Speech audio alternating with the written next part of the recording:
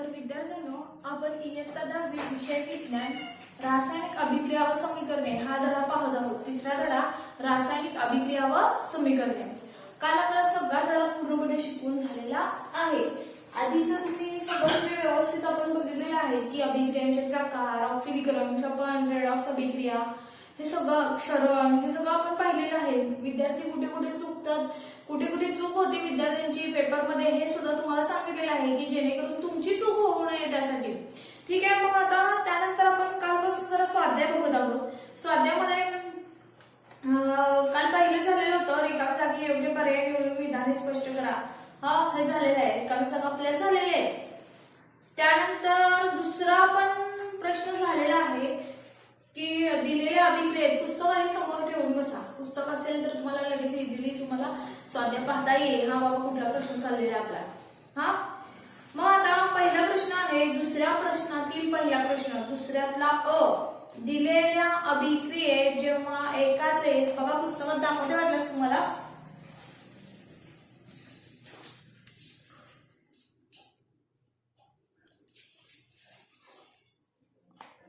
बघा दिलेल्या अभिक्रियेत जेव्हा एकाच वेळेस ऑक्सिडीकरण व क्षपन अभिक्रिया घडून येते तेव्हा त्या अभिक्रियेला काय म्हणतात बरं? एकाच वेळेस ऑक्सिडीकरण क्षपन झालं तर कालच झालेलं आहे, शिकवले मी भरपूर वेळा. एकाच वेळेस ऑक्सिडीकरण आणि क्षपन ही क्रिया घडत असेल तर कुठली अभिक्रिया? रेडॉक्स अभिक्रिया. पाठच व्हायला पाहिजे तुम्हाला हे, रेडॉक्स अभिक्रिया. ठीक आहे. त्यानंतर हायड्रोजन पेरॉक्साईडचे अपघटन या रासायनिक अभिक्रियेचा दर कसा वाढवतात हे सुद्धा सांगितलेलं होतं मी काल उत्तरेचं. काय सांगितलेलं होतं बरं, आठवते का? बघा, हायड्रोजन पेरॉक्साईडचं रेणूसूत्र सांगा आधी बरं. काय आहे? H2O2. हायड्रोजन पेरॉक्साईडचं रेणूसूत्र आहे H2O2. याचं अपघटन घडवून आणायचं आहे. अपघटन घडवून आणताना या रासायनिक अभिक्रियेचा दर कसा वाढवता येईल म्हणजे काय? तर तुम्हाला काल सांगितलेलं होतंच की या म्हणजे H2O2 याचं अपघटन जे होत असतं ते मंद गतीने होत असतं एकदम. आणि मंद गतीने होतं. मग ह्याची जी ही अभिक्रिया आहे, ही रिएक्शन आहे, लवकर फास्ट होण्यासाठीच ह्या रासायनिक अभिक्रियेचा दर कसा वाढवता येईल म्हणजे ती रिएक्शन कशी फास्ट करता येईल असा याचा अर्थ आहे.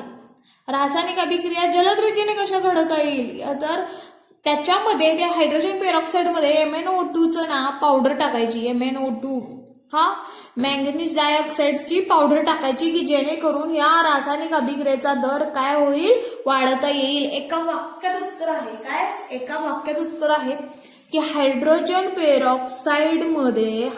पेरॉक्साईडमध्ये MnO2 टाकल्यानंतर हायड्रोजन पेरॉक्साईडचे अपघटन हा जलद रीतीने घडवता येईल. ठीक आहे. त्यानंतर दुसरा पुढचा प्रश्न आहे, ई प्रश्न बघा.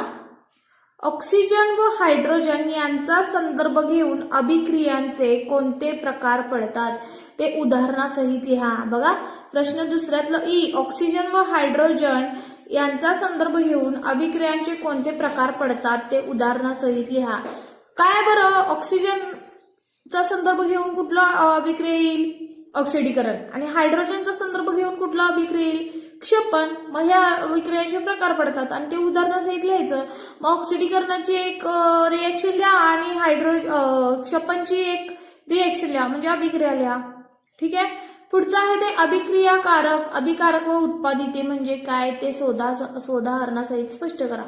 अभिकारक आणि उत्पादित. बघा आधी पहिल्यांदा मी तुम्हाला वाटलं सोडून दाखवते, तो वरचा ही प्रश्न आहे ना, ऑक्सिजन व हायड्रोजन यांचा संदर्भ घेऊन एक थोडक्यात लिहून दाखवते म्हणजे तुम्हाला कळेल. बस तोंडी सांगितलं आणि तुम्हाला कळालं नाही असं व्हायला नको. बघा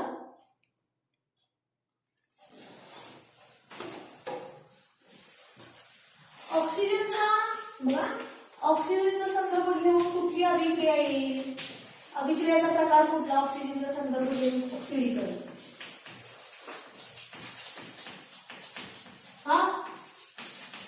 आणि क्षपन ही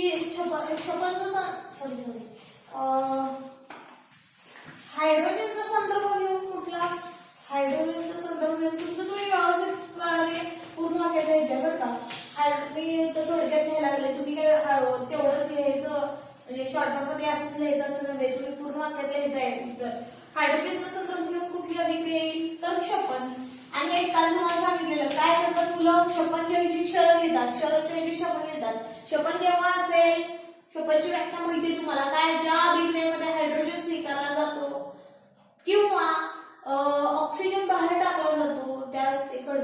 क्षपन. क्षपन म्हणजे काय, ज्या अभिक्रियामध्ये हायड्रोजन स्वीकारला जातो ते क्षपन, किंवा अभिक्रिया कारकातून ऑक्सिजन बाहेर पडतो उत्पादित मिळते ते सुद्धा क्षपनच असतं. ठीक आहे. मग हे क्षपन झालं. क्षरण म्हणजे काय सांगितलं होतं, वातावरणातील विविध घटकांमुळे धातूंचे ऑक्सिडीकरण होऊन त्यांची हळूहळू झीज होते त्याला क्षरण म्हणतात. क्षरण वेगळं क्षपन वेगळं. बघा आता मग या दोघांची एक एक उदाहरणं लिहायची आहेत आपल्याला. उदाहरणं सांगितले. उदाहरणं म्हणजे काय, एक प्रकारे रिएक्शनच लिहायचे. पुस्तकात सुद्धा आहेत. ऑक्सिडीकरणाची एक सोपी बघूयात आपण. 2Mg plus O2 2Mg plus O2 कसं म्हणायचं सांगितलं मी, याच्याजवळ ऑक्सिजन आहे का, नाही, परंतु उत्पादितेमध्ये गेल्यानंतर Mg हा O स्वीकारणार आहे. ऑक्सिडीकरण म्हणजे काय, ऑक्सिजन स्वीकारला जातो किंवा हायड्रोजन बाहेर टाकला जातो.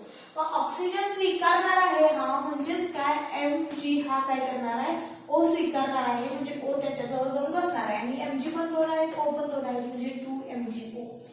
अतिशय सोपं आहे. उदाहरणासहित स्पष्ट केलं. पुढचं क्षपनचं एक उदाहरण बघूया. क्षपनचं साधं सोपं आहे. हेच आहे, MgH2 Mg plus H2 याच्यापासून काय मिळतं, Mg. एक मिनिट इथं H2 बाहेर काढलेला आहे. इथं माझ्यास आणखीन एक आहे रिएक्शन.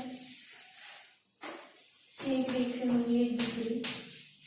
ऑक्सिडीकरणामध्ये ऑक्सिजन स्वीकारला तरी ऑक्सिडीकरणच असतं. आणि जर का हायड्रोजन बाहेर टाकला तरी थोडक्यात लिहून दिलेलं होतं, 2 वेळा लिहून दिलेलं, 2 दिवशी लिहून दिलेलं पायावरती कळेल तुम्हाला की ऑक्सिडीकरण म्हणजे शॉर्टकट मध्ये कसं लक्षात ठेवायचं, O स्वीकारणे, H बाहेर असं लिहिलेलं होतं, होय की नाही. पण H बाहेर म्हणजे आता Mg जवळ H2 आहे, अभिक्रिया कारकामध्ये Mg जवळ H2 आहे, मग उत्पादितामध्ये गेल्यावर काय होणार आहे, H2 बाहेर पडणार आहे, हायड्रोजन बाहेर पडणार आहे, म्हणून हा Mg+H2. Mg जवळ आता आहे का H नाहीये, तो बाजूला गेलेला आहे, बाहेर पडलेला आहे.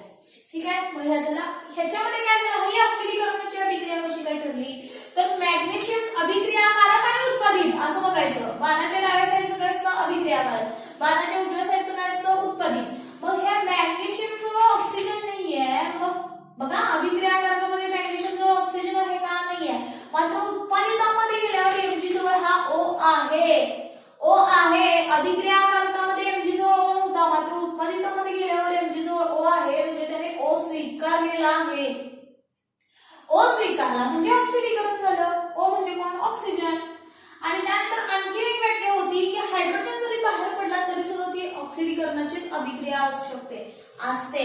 मग Mg जवळ H आहे, इथं अभिक्रिया कारकामध्ये Mg जवळ H आहे, म्हणजे मॅग्नेशियम जवळ हायड्रोजन आहे, मात्र उत्पादितामध्ये गेल्यावर हायड्रोजन हा काय गेलेला आहे, निघून गेलेला आहे, बाहेर पडलेला आहे. म्हणजे इथं अभिक्रिया कारकामध्ये Mg जवळ H आहे, मात्र उत्पादितामध्ये गेल्यावर Mg जवळ H आहे का, नाही, तो बाहेर पडलेला आहे. मग H बाहेर पडला म्हणजे हायड्रोजन बाहेर पडला, म्हणजे सुद्धा ही कुठली अभिक्रिया असते, ऑक्सिडीकरण. हे डिटेल मध्ये व्यवस्थित सांगितलेलं आहे मी तुम्हाला आधीच्या लेक्चर मध्ये. त्यानंतर पुढचं बघा, त्यानंतर दुसरा पार्ट, एकाच प्रश्नात 2 प्रश्न विचारले की ऑक्सिजन, बघा काय विचारलाय बरं, तो ऑक्सिजनचा संदर्भ घेऊन कुठल्या अभिक्रियेचा प्रकार येतो, आणि दुसरा आहे त्याच्यातच हायड्रोजनचा संदर्भ घेऊन कुठला अभिक्रियेचा प्रकार येतो. हायड्रोजनचा संदर्भ घेऊन कुठला येणार आहे, म्हणजे ऍक्च्युअली ह्या दोघांमध्ये पण बघा मी काय सांगते, इथं पण ऑक्सिडीकरणामध्ये काय सांगते बघा, ऑक्सिडीकरणामध्ये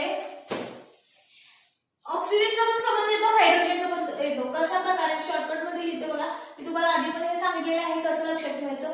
तर का ऑक्सिजन स्वीकारला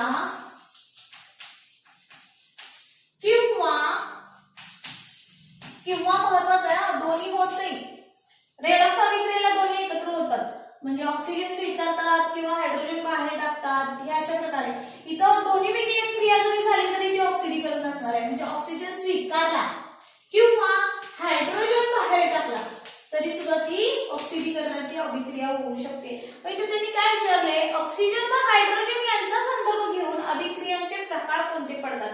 मग इथे मी नुसतं ऑक्सिजन दिले, ऍक्च्युअली ऑक्सिजन असेल तर ही अभिक्रिया ऑक्सिजनचा संदर्भ घेऊन, आणि हायड्रोजनचा संदर्भ घेऊन ही अभिक्रिया, परंतु दोन्ही अभिक्रिया कशाच्या आहेत, या ऑक्सिडीकरणाच्या आहेत. त्यांनी काय विचारले, ऑक्सिजन व हायड्रोजन, ऑक्सिजन व हायड्रोजन यांचा संदर्भ घेऊन कुठला अभिक्रियाचा प्रकार पडतो?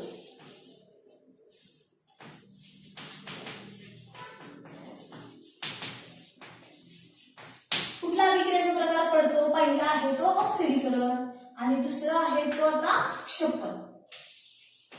बघा आता पहिल्या अभिक्रियेमध्ये आलाय का ऑक्सिजनचा संदर्भ आलेला आहे आणि दुसऱ्या अभिक्रियेमध्ये हायड्रोजनचा संबंध आलेला आहे. मग आणखीन एक ऑक्सिजन आणि हायड्रोजनचा संदर्भ येऊन आणखीन कुठल्या अभिक्रिया पडते बघा, तर क्षपन. कुठली आहे? क्षपन. बरोबर त्याच्या विरुद्ध. तिथं ओ स्वीकारला, इथं काय असणार आहे? ओ बाहेर किंवा तिथं एच बाहेर टाकला, इथं काय असणार आहे? एच स्वीकारला. एच स्वीकारला तरी काय असतं? क्षपनच असतं. ठीक आहे, म्हणजे ऑक्सिजन बाहेर पडला किंवा हायड्रोजन स्वीकारला तरी क्षपन असतं. अभिक्रियाकारकामध्ये ऑक्सिजन हा अभिक्रियाकारकामध्ये इथं बघा ऑक्सिजन नव्हता, अभिक्रियाकारकामध्ये ऑक्सिजन होता, उत्पादितामध्ये गेल्यावर ऑक्सिजन मिळाला म्हणजे हा ऑक्सिडीकरण झाला. आणि ते एच होता परंतु उत्पादितामध्ये गेल्यावर एच बाहेर पडला तर तो सुद्धा ऑक्सिडीकरण झाला. आता त्याचप्रमाणे इथे ऑक्सिजन बाहेर पडला, अभिक्रियाकारकामधून ऑक्सिजन बाहेर निघून जातो, उत्पादित मिळते, त्यावेळी क्षपन असतं. किंवा हायड्रोजन जरी स्वीकारला तरी सुद्धा काय असतो? तो क्षपनच असतो. मग एक उदाहरण बघूया आपण क्षपनचं.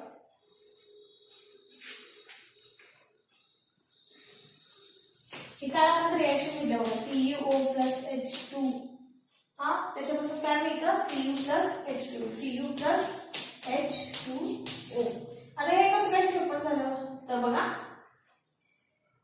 Cu जवळ O आहे, Cu जवळ अभिक्रियाकारक, बाणाच्या डाव्या साईडचा अभिक्रियाकारक, बाणाच्या उजव्या साईडचं उत्पादित. मग बाणाच्या डाव्या साईडला जो हा अभिक्रियाकारक होता त्याच्यामध्ये Cu जवळ कोण आहे? O आहे. Cu जवळ कोण आहे? O आहे. मात्र उत्पादितामध्ये गेल्यावर Cu जवळ O आहे, मात्र उत्पादितामध्ये गेल्यावर Cu जवळ O आहे का? नाहीये. Cu जवळ O नाहीये म्हणजे O बाहेर टाकलेला आहे, म्हणून ही कुठली झाली? ऑक्सिडीकरण अभिक्रिया झाली. तशीच ऑक्सिजन बाहेर टाकला, ऑक्सिजन बाहेर टाकलेला इथं म्हणजे हा क्षपन आहे. ऑक्सिजन बाहेर टाकला म्हणजे ही अभिक्रिया क्षपनची आहे. बघा Cu जवळ O होता अभिक्रियाकारकामध्ये, मात्र उत्पादितामध्ये गेल्यावर Cu जवळ O आहे का? नाही, ऑक्सिजन नाहीये म्हणजे O बाहेर टाकलेला आहे, म्हणजे काय आहे? ते क्षपन अभिक्रिया आहे. O बाहेर म्हणजे काय झाला? तो क्षपन. काय इथपर्यंत? मग हे अशा प्रकारे उदाहरण पण द्यायचं आहे, एक उदाहरण द्यायची आहे. ठीक आहे, आता पुढचं बघूया आपण.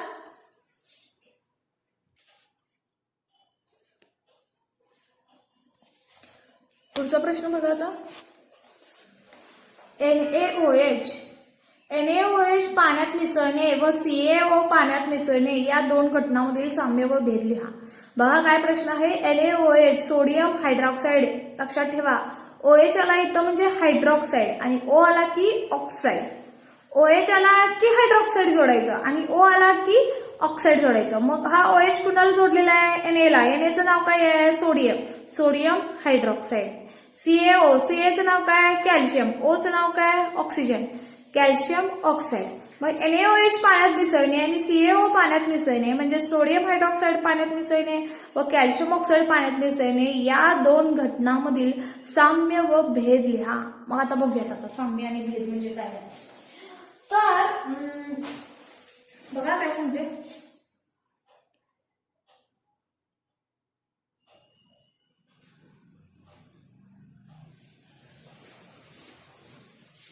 NaOH पाण्यात मिसळणे. हा काय करायचं आहे? NaOH पाण्यात मिसळायचं आहे. पहिला दी OH लिहून घ्या. NaOH चं नाव आहे, फरक वाईज किती वाटलंस. NaOH चं नाव काय आहे? Sodium hydroxide. सोडियम. Na म्हणजे सोडियम, OH म्हणजे हायड्रॉक्साइड. Sodium hydroxide.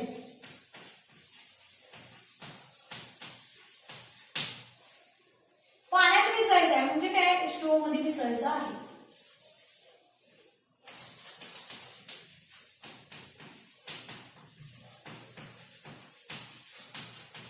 आणि इकडे काय घ्यायचंय? कॅल्शियम ऑक्साइड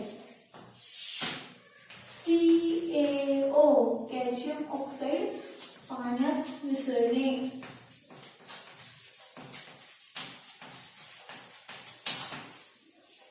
सोडियम हायड्रॉक्साईड हा कॅल्शियम ऑक्साईड.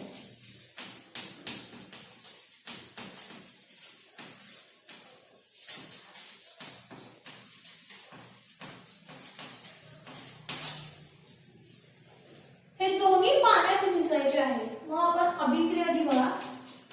NaOH पाण्यात मिसळला, H2O मध्ये मिसळला, तो काय होतो बरं, तर तो पाण्यामध्ये विरघळतो. तो काय होतो, पाण्यामध्ये काय होतो, विरघळतो. NaOH तो काय होणार आहे, पाण्यामध्ये विरघळणार आहे. कॅल्शियम ऑक्साईड हा पाण्यात विरघळल्यानंतर काय होतो, कॅल्शियम ऑक्साईड हा पाण्यात विरघळल्यानंतर त्याच्यापासून कॅल्शियम हायड्रॉक्साईड तयार होतं. CaOH twice. कॅल्शियम हायड्रॉक्साईड हे तयार होतं. सोडियम हायड्रॉक्साईड हे पाण्यात मिसळल्यानंतर तो पाण्यात विरघळणार आहे. आणि कॅल्शियम ऑक्साईड हा पाण्यात विरघळल्यानंतर पाण्यात ज्यावेळेस आपण टाकणार त्यावेळेस काय होतं की ते CaO चे खडे असतात आणि ते पाण्यात टाकल्यानंतर त्याच्यापासून काय तयार होतं, कॅल्शियम पाण्यात मिसळत असते आणि जे तयार होणार आहे ते कॅल्शियम हायड्रॉक्साईड तयार होणार आहे आणि त्यातून भरपूर उष्णता ही काय होणार आहे, बाहेर पडणार आहे. ह्याच्यामध्ये सुद्धा हा पाण्यात विरघळतो बरं का, सोडियम हायड्रॉक्साईड. त्याच्यापासून पण भरपूर उष्णता काय होते, बाहेर पडते. आणि ह्याच्यामध्ये सुद्धा हा जो पाण्यात मिसळतो, मात्र त्याच्यापासून जे द्रावण तयार होणार आहे त्याला कॅल्शियम हायड्रॉक्साईड असं म्हणतात. आणि कॅल्शियम हायड्रॉक्साईड मधून काय होतं, भरपूर प्रमाणात काय होते, उष्णता बाहेर पडते. काय होते, उष्णता बाहेर पडते. मग उष्णता मी कुठे लिहिली आहे, उत्पादिताची इकडे लिहिलेली आहे बघा, बाणाच्या उजव्या साईडला.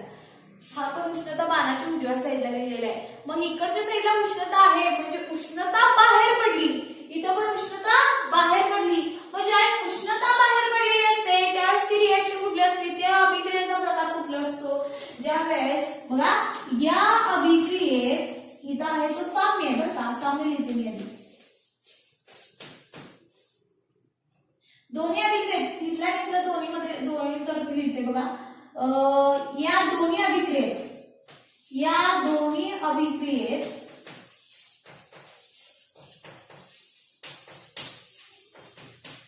काय होतं, उष्णता बाहेर पडते. उष्णता बाहेर पडते. मग उष्णता बाहेर पडली म्हणजे ही कुठली अभिक्रिया असते बरं, लक्षात ठेवायला सांगितलेलं, पाण्याची इकडे उष्णता असली आणि उष्णता बाहेर पडते तर ती या दोन्ही अभिक्रियेत उष्णता बाहेर पडते. म्हणून ही कुठली अभिक्रिया असणार आहे, उष्माग्राही का उष्मादायी, उष्मादायी. उष्णता बाहेर पडली म्हणून उष्मादायी अभिक्रिया, म्हणून ही उष्मादायी अभिक्रिया आहे. म्हणून या दोन्ही अभिक्रिया उष्मादायी आहेत. म्हणून या दोन्ही उष्मादायी अभिक्रिया आहेत. उष्मादायी अभिक्रिया आहे. ठीक आहे. मग उष्णता बाहेर पडते म्हणजे दोन्हीमध्ये सुद्धा काय होणार आहे, तापमानात काय होते, वाढ होणार आहे. दोन्हीमध्ये काय होणार आहे, उष्णता बाहेर पडते म्हणून काय होतं, तापमानात वाढ होते. उष्णता बाहेर पडली की तापमानात काय होते, वाढ होते. ठीक आहे. आणखी ह्या अभिक्रिया कशा प्रकारचे, आणखी कोणता प्रकार दिसतो का, मी तुम्हाला काल परवा सांगितलेलं, आधी पण सांगितलेलं की एकच अभिक्रिया असते मात्र त्यामध्ये अभिक्रियांचा प्रकार, ही जी रिएक्शन दिसते, हे जे समीकरण दिसतं तुम्हाला, त्यामध्ये अभिक्रियेचे प्रकार एकापेक्षा जास्त असू शकतात. कसं काय बरं, एकच अभिक्रिया मात्र अभिक्रियेचे प्रकार याच्यामध्ये एकापेक्षा जास्त आहेत. की तुम्हाला सांगितलं इथं बाहेर उष्णता पडली, इथं पण उष्णता पडली म्हणून ती उष्मादायी अभिक्रिया आहे. मात्र आणखी एक कुठला प्रकार आठवतोय का बघा बरं, इथं बघून तुम्हाला आणखी एक प्रकार कुठला आठवतोय का बघा बरं अभिक्रियेचा. तर बाणाच्या डाव्या साईडला अभिक्रियाकार किती आहेत, 2 आहेत. इथं पण अभिक्रियाकार किती आहेत, 2 आहेत. हे प्लस आहे ना, इथं प्लसच्या इकडे काय इकडे हा प्लस आहे, इकडे काय इकडे काय आहे, 2 अभिक्रियाकारक झाले. हा पण प्लस आहे, इकडे काय 2 अभिक्रियाकारक आहेत.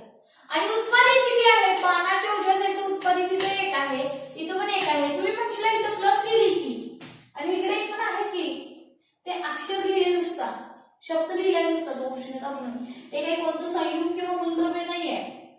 त्यामुळे इथं उत्पादित किती मिळालं? एकच. इथं पण उत्पादित किती मिळालंय? एकच. पण ज्या वेळेस दोन किंवा अधिक अभिक्रियाकारकापासून एकच उत्पादित मिळतं त्यावेळेस ती अभिक्रिया कुठली असते? संयोग अभिक्रिया. ज्यावेळेस दोन किंवा अधिक अभिक्रियाकारकापासून एकच उत्पादित मिळतं त्यावेळेस ती होते ती कुठली अभिक्रिया? संयोग अभिक्रिया. मग ही पण संयोग अभिक्रिया आहे, ही पण संयोग अभिक्रिया आहे. मग तुम्ही आणखी एक लिहू शकता, या दोन्ही अभिक्रिया काय आहेत? संयोग अभिक्रिया आहेत. या दोन्ही अभिक्रिया संयोग अभिक्रिया आहेत. म्हणजे उष्मादायी पण आहे आणि संयोग अभिक्रिया पण आहे. या दोन्ही अभिक्रिया संयोग अभिक्रिया आहेत.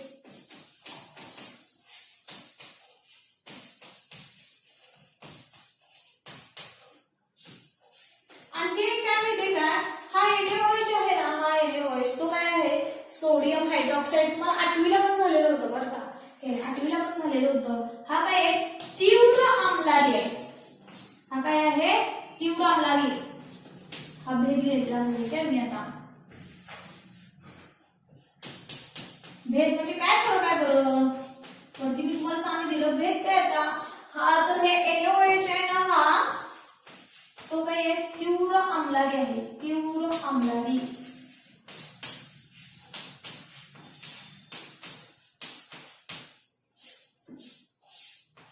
आणि हा काय आहे? भेद. तो सौम्य आम्लारी आहे. हा काय आहे? सौम्य आम्लारी आहे. कोण? CO नव्हे, ओ म्हणजे तो ऑक्साइड आहे. CaOH twice. मी सांगते बरं आम्लारी केव्हा म्हणायचं ते, तुम्हाला आधी पण सांगितलेलं आहे या लेक्चर मध्ये. CaOH ट्वाइस OH आहे. CO म्हणून लिहिशीला, सौम्य आम्लारी म्हणून नव्हे, तर सांगतेच ते CaOH ट्वाइस का लिहायचं.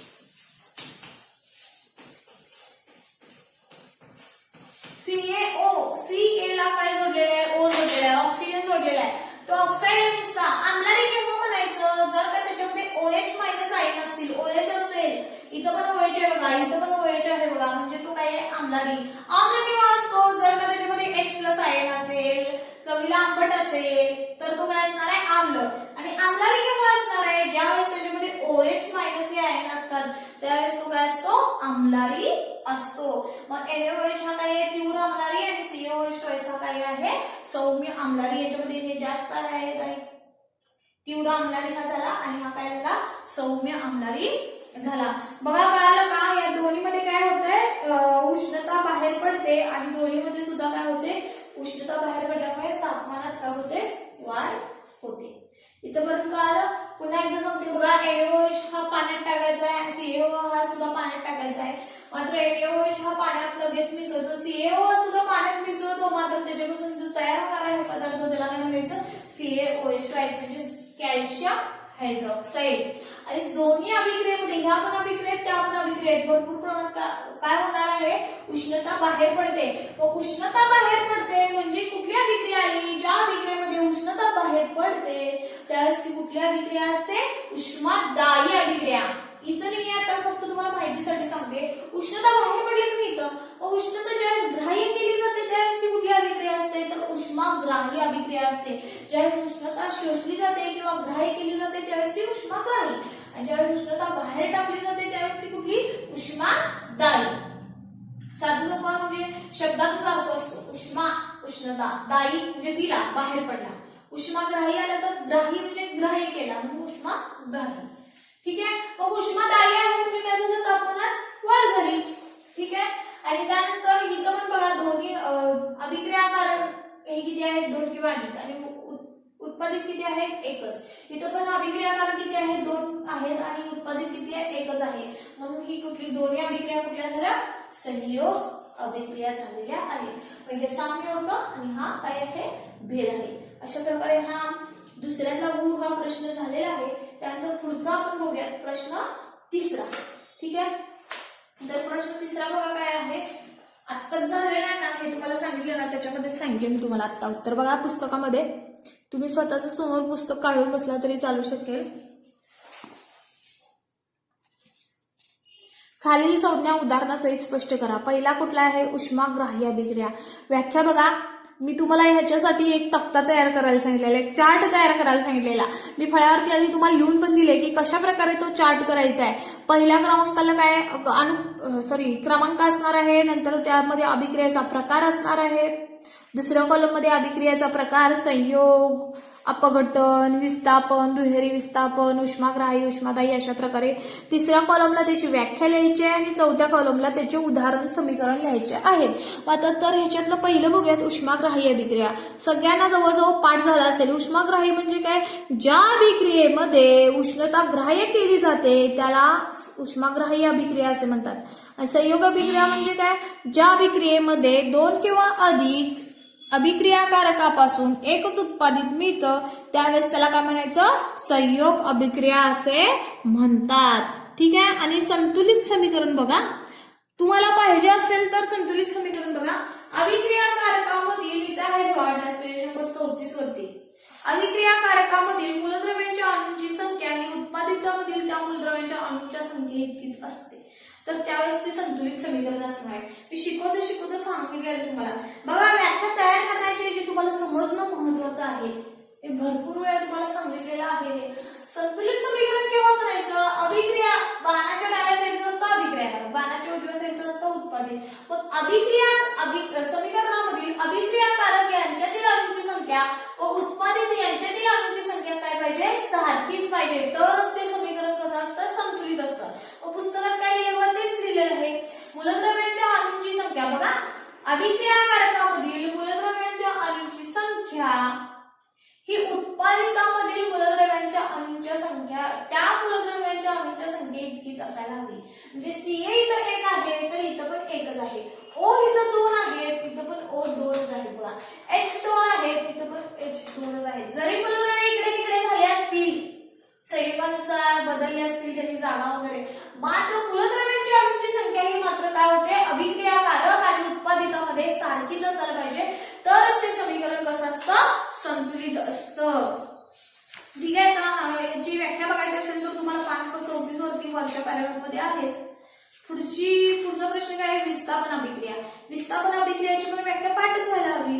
बघा, विस्थापन अभिक्रियामध्ये काय होतं? ज्या अभिक्रियेमध्ये तुम्हाला शिकवताना व्यवस्थित सांगितलेलं बघा, कोण कुणाला काढून टाकतं? कोण कुणाला विस्थापित करतं? जास्त अभिक्रियाशील असलेला मूलद्रव्य कमी अभिक्रियाशील असलेल्या मूलद्रव्याला काढून टाकतो.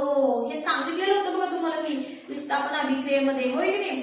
बघा, पुस्तकात काय लिहिलंय बघूया.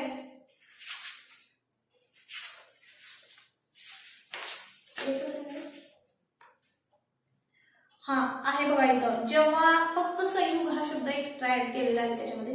जेव्हा एका संयुगातील कमी अभिक्रियाशील मूलद्रव्याच्या आयनाची जागा दुसरी अभिक्रियाशील मूलद्रव्य स्वतः आयन भरून घेतो त्यावेळेस त्या रासायनिक अभिक्रियेला काय म्हणतात? विस्थापन अभिक्रिया. जेव्हा एका संयुगातील कमी क्रियाशील असलेल्या मूलद्रव्याच्या आयनाची जागा, मी आता काय म्हटलेलं? मूलद्रव्याला काढून टाकतो म्हटलेलं, परंतु इथं व्याख्यात काय लिहिलेलं आहे? मूलद्रव्याच्या आयनाची जागा. बघा काय सांगते? कमी क्रियाशील असलेल्या मूलद्रव्याच्या आयनाची जागा दुसरे म्हणजे जे जास्त क्रियाशील मूलद्रव्य असणार आहे, जास्त क्रियाशील असलेले मूलद्रव्य स्वतः आयन बनवून घेतो. त्याची जागा कमी क्रियाशील वाल्याची जागा कोण घेणार आहे? जास्त क्रियाशील असलेला मूलद्रव्य. त्याच्यासाठी मी एक उदाहरण पण सांगितलं तुम्हाला. मुलांबद्दल, विद्यार्थ्यांबद्दलच सांगितलेलं बघा. म्हणजे एखादा विद्यार्थी आहे वर्गामध्ये की जो नेहमी उत्तर सांगतो, नेहमी तो परीक्षेत अव्वलच असतो. तो मात्र एखादा नवीन विद्यार्थी आलेला आहे आणि तो आता नवीन म्हणजे भरपूर उत्तर सांगतो, त्याच्यापेक्षा जास्त असं काय आहे उत्तर देणार आहे. मग तो जास्त मार्क पडलेला किंवा काय, तो कमी क्रियाशील वाल्याची जागा बदलतो आणि आपण स्वतः जाऊन तिथे बसतो. म्हणजे जास्त क्रियाशील असलेला मूलद्रव्य काय करतो? कमी क्रियाशील असलेल्या मूलद्रव्याच्या आयनाची जागा घेतो, तो पण स्वतः आयन बनून. मग त्यावेळेस ते कुठलं असणार आहे? विस्थापन अभिक्रिया असणार आहे. अशा प्रकारे हे विस्थापन झालं, संयोग झालं, त्यानंतर उष्माग्राही झालं, संतुलित समीकरण कसं आहे ते सुद्धा झालं. तर आता पुढचं बघा, चौथा प्रश्न आहे शास्त्रीय कारणे लिहा. चौथा प्रश्न कुठला आहे? शास्त्रीय कारणे लिहा. तर त्याच्यामध्ये चुनखडी तापून मिळालेला वायू ताज्या चुन्याच्या निवडीतून जाऊ दिल्यास ती निवडी कशी होते? द्वितीय बनते. बघा तुम्हाला दाखवते वाटलं बघा.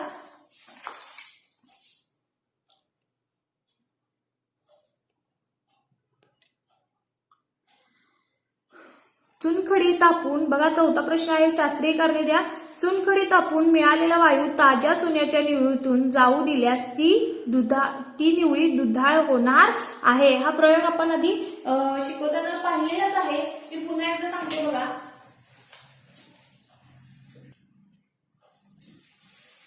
तर ह्याच्यामध्ये काय सांगितले बघा. चुनखडी तापून मिळालेला वायू हा ताज्या चुन्याच्या निवळीतून जाऊ दिल्यास ती काय बनणार आहे, दुधी बनणार आहे. हे मी तुम्हाला लेक्चरच्या आधी म्हणजे सुरुवातीला आपल्या झालेला आहे. तर त्यासाठी तुम्हाला पुस्तकामध्ये सुद्धा दाखवलेलं होतं बघा. कॅल्शियम कार्बोनेटचे अपघटन, तो प्रयोग सांगितलेला होता बघा.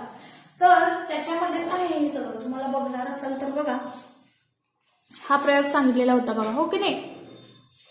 हा, तर ह्याच्यामध्ये हे तुम्हाला सांगितलेलं होतं की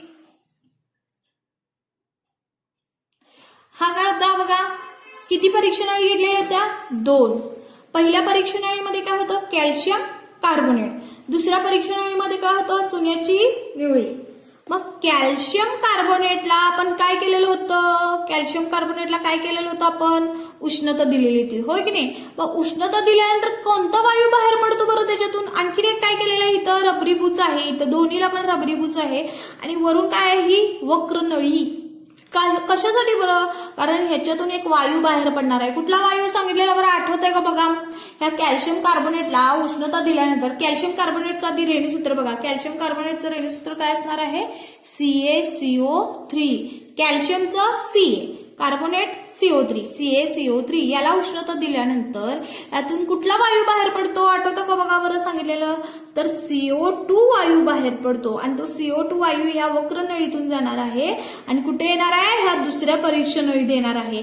आणि ह्या दुसऱ्या परीक्षा नळीत काय आहे, चुन्याची निवळी. ह्या चुन्याच्या निवळीमध्ये हा कार्बन डायऑक्साईड गेला की ही चुन्याची निवळी आधी पांढरी होती ती काय होणार आहे, दुधी बनणार आहे. का, तर ह्याच्यामध्ये कुठला वायू गेलेला आहे, CO2. म्हणून कॅल्शियम कार्बोनेटला उष्णता दिल्यानंतर चुन्याची निवळी दुधी का होते, कारण कॅल्शियम कार्बोनेटला उष्णता दिल्यानंतर त्याच्यातून कार्बन डायऑक्साईड हा वायू बाहेर पडतो आणि चुन्याची निवळी काय होते, दुधी बनते. का, तर त्याच्यामधून CO2 वायू प्रवाहित झालेला आहे म्हणून. ठीक आहे. त्यातून CO2 म्हणजे काय, कार्बन डायऑक्साईड. चुनखडी तापवली बघा, CaCO3 म्हणजे चुनखडी तापवली. आणि चुनखडी तापवली असतं त्याचं अपघटन होतं आणि त्यातून काय होतं, अपघटन झाल्यानंतर हा कार्बन डायऑक्साईड वायू तयार होतो आणि त्यातून तो बाहेर पडतो. दुसऱ्या परीक्षेने की ज्याच्यामध्ये चुन्याची निवळी आहे त्या चुन्याच्या निवळीमध्ये गेल्यानंतर तो कार्बन डायऑक्साईड, ती चुन्याची निवळी दुधी होणार आहे. आणखीन एक याच्यामध्ये उत्पादित मिळतं, आठवतं का बघा बरं सांगितलेलं की जो उत्पादित ना पहिल्याच परीक्षा नळीत तसाच राहतो. पहिल्याच परीक्षा नळीत काय होतो, तो राहतो बघा, शिल्लक राहतो. म्हणजे बघा पहिल्या परीक्षा नळीत कॅल्शियम ऑक्साईड राहणार आहे. त्यासाठी रिॲक्शन पण बघू शकता तुम्ही. CaCO3 चुनखडी याला तापवलं, हीट केलंय, उष्णता दिलेली आहे, म्हणजे कॅल्शियम ऑक्साईड मिळणार आहे की जो पहिल्या परीक्षा नळीत राहतो शिल्लक.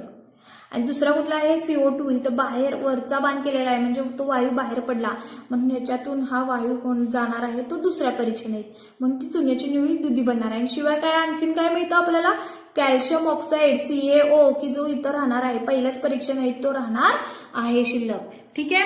मग इथंपर्यंत कळालं का तुम्हाला की का बरं चुन्याची निवळी दुधी होते, कारण तिथे CO2 गेलेला आहे म्हणून. ठीक आहे. आणि हे चुन्याच्या निवळीतून हा CO2 वायू प्रवाहित केल्यास अद्रावणीय असे पांढऱ्या रंगाचे कॅल्शियम कार्बोनेट सुद्धा तयार होतो. ठीक आहे. त्यानंतर पुढचं बघा, आता कॅल्शियम ऑक्साईडची भुकटी ही जी मिळणार आहे ती पहिल्या परीक्षेत मिळते बरं का. त्यानंतर पुढचा प्रश्न कुठला आहे, हे पण साधं सोपं आहे. तुम्ही हे पण उदाहरणात सांगितलंय बरं का मी तुम्हाला. बघा,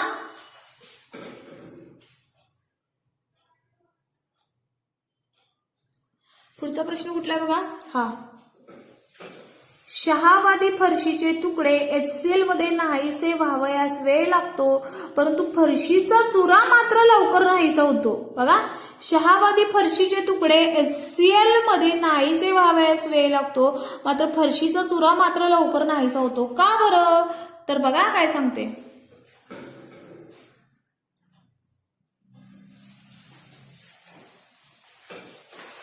आता शहावादी फरशीचे तुकडे मी फळ्यावर जरासं लिहून दाखवते म्हणजे तुम्हाला कळेल.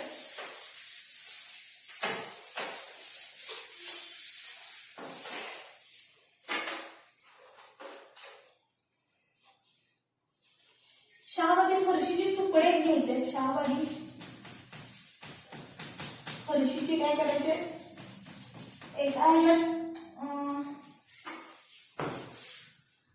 शहावादी फरशीचे काय करायचे, एका तुकडे घ्यायचे आणि एका शहावादी फरशीचा चुरा घ्यायचा. काय सांगते बघा, शहावादी फरशीचे एका परीक्षेने तुकडा घ्यायचा आणि एका ह्याच्यात काय घ्यायचंय, चुरा घ्यायचा. असे 2 परीक्षेने घ्यायचे आहेत. मग आता ह्याच्यामध्ये सुद्धा काय मी तुम्हाला समजवण्यासाठी याची फोड केलेली आहे बरं का, समजण्यासाठी. ह्याच्यामध्ये सुद्धा HCl मिक्स केलं आणि ह्याच्यामध्ये सुद्धा HCl मिक्स केलं, हायड्रोक्लोरिक आम्ल. तुम्हाला तर माहितीच आहे की आता आपलं किचन कट्ट्यावर सुद्धा लिंबू पिल्यानंतर काय होतं, लिंबूचे थेंब काही पडले तर त्याच्यावरती काय होतं, ते डाग पडतात, हो की नाही. म्हणजेच काय, त्या फरशीवर काय होते की त्या ऍसिडची काय होते, रिएक्शन होते. मग ह्या शहावादी फरशीचे तुकडे HCl मध्ये टाकले आणि चुरा सुद्धा HCl मध्ये टाकला तर चुरा मात्र लवकर नाहीसा होतो, मात्र HCl शहावादी फरशीचे तुकडे HCl मध्ये नाहीसे होण्यासाठी वेळ लागतो. म्हणजे ह्याच्यात टाकला तर हा काय होणार आहे, तुकडे काय होणार आहेत, नाहीसे होण्यासाठी वेळ लागणार आहे.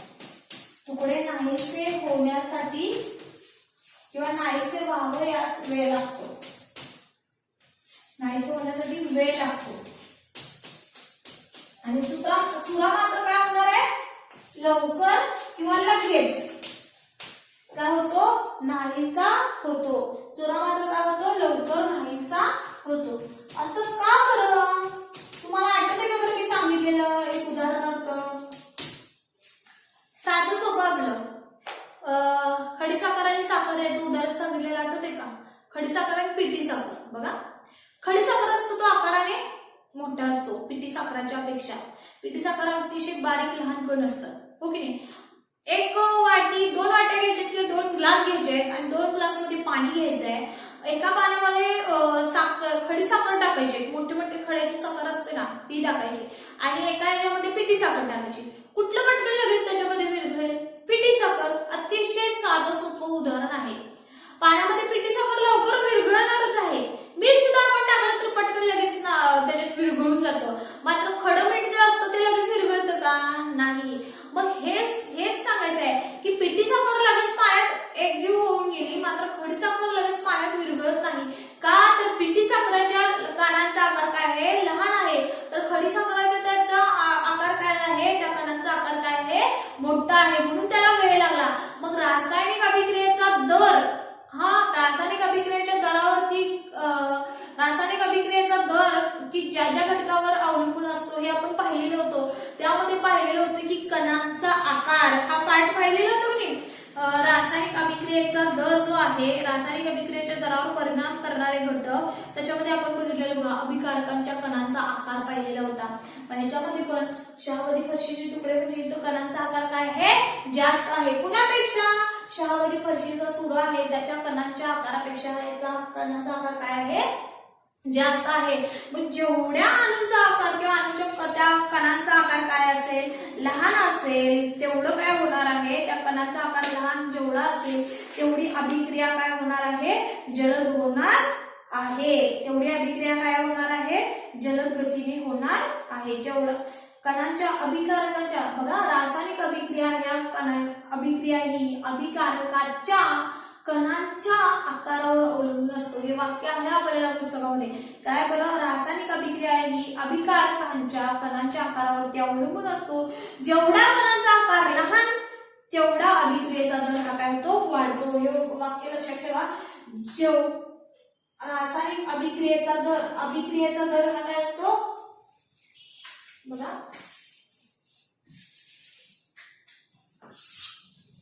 पहिला पॉइंट याचं बदल लिहायचं म्हणजे तुम्ही वाक्य तयार करून लिहा. बघा काय रासायनिक अभिक्रिया.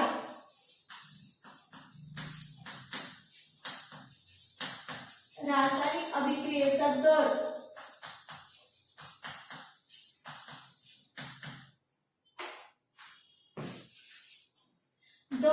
हा अभिकारकांच्या कणांच्या आकार असतो. अभिकारकांच्या कणांच्या आकारावर अवलंबून. अभिक्रिया कारक लिहा किंवा अभिकारक लिहा. अभिक्रिया कारक किंवा अभिकारक म्हणजे काय? बाणाच्या डाव्या साईडचा असतो तो अभिकारक. कणांच्या आकारावर अवलंबून असतो. आणि दुसरं वाक्य काय लिहिणार? जेवढ्या कणांचा आकार लहान,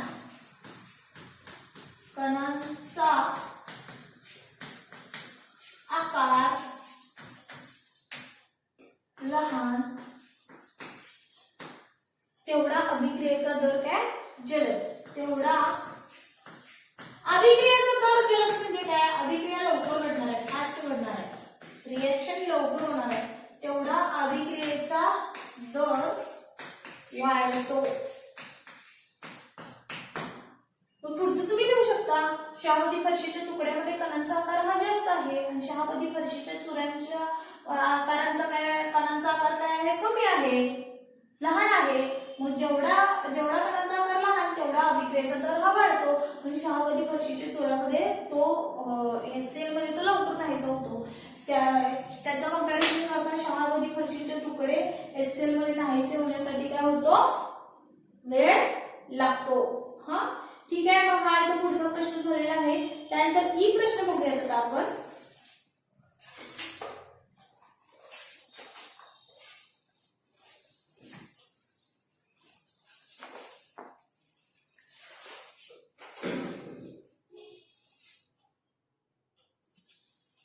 प्रयोगशाळेत सहज सल्फ्युरिक आम्लापासून विरल आम्ल तयार करताना पाण्यामध्ये सहज सल्फ्युरिक आम्ल संत धारेने सोडून द्रावण काचकांडीने हलवीत राहतात. हे आधी झालेलं होतं बघा, शिकवताना तुम्हाला झालेलं आहे बरं का, हे मी सांगितलेलं. तर आपण हा प्रश्न बघतोय की प्रयोगशाळेत सहज सल्फ्युरिक आम्लापासून विरल आम्ल तयार करायचं आहे आणि मग ते तयार करताना पाण्यामध्ये सहज सल्फ्युरिक आम्ल संत धारेने सोडून द्रावण काचकांडीने हलवीत राहतात. आधी ते वाक्य लिहिते, कारण मोठं वाक्य तुम्हाला व्यवस्थित कळायला हवं यासाठी मी ते वाक्य लिहिणार आहे. बघा, प्रयोगशाळेत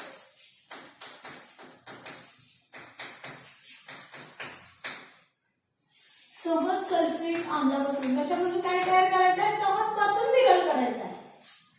सहज सल्फ्युरिक आम्लापासून. सल्फ्युरिक आम्लाचं रिएक्शन तुम्हाला माहितीच असेल, H2SO4. सहज सल्फ्युरिक आम्लापासून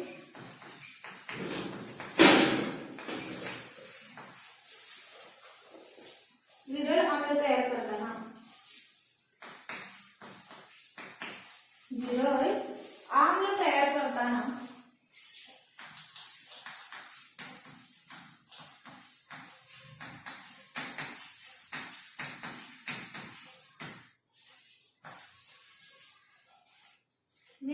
तयार करताना पाण्यामध्ये सहज सल्फ्युरिक आम्ल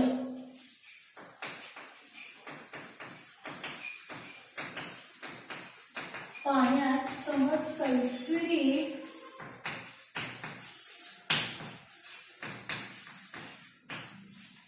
सल्फ्युरिक आम्ल संत धारेने सोडून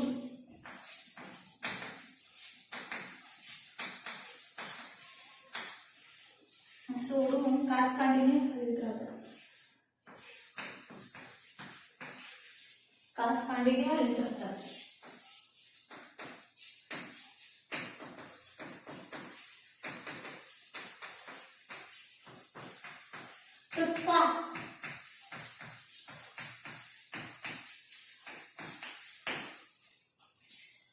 बघा कशापासून काय तयार करायचं? सहज सल्फ्युरिक आम्लापासून विरल आम्ल तयार करायचं. बघा, सहज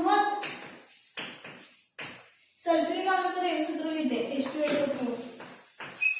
याच्यापासून आपल्याला काय तयार करायचंय? विरल आम्ल तयार करायचंय. विरल H2SO4 तयार करायचं. तर हे केव्हा तेव्हा करायचं बघा. एका काचेच्या भांड्यात काय करायचंय तुम्ही पाणी घ्यायचंय बरं का आधी. असं नाही केलं तरी काय होतं हे पण सांगते बघा. काय काचेचे भांडे आणि ह्यात काय घ्यायचंय पाणी.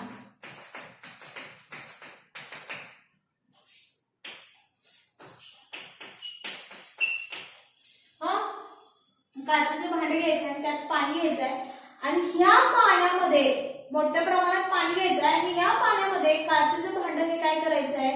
ह्या पाण्याचं जे भांडं आहे ते काचेचं भांडं काय करायचं आहे बर्फाच्या सानिध्यात ठेवायचं आहे 20 मिनिटं. हे काय करायचंय म्हणजे इथं काय असणार आहे बर्फ. त्याला जेणेकरून सगळीकडे बर्फ लागेल की ते भांडं थंड राहावं. का तर उष्णता बाहेर पडणार आहे ना म्हणून.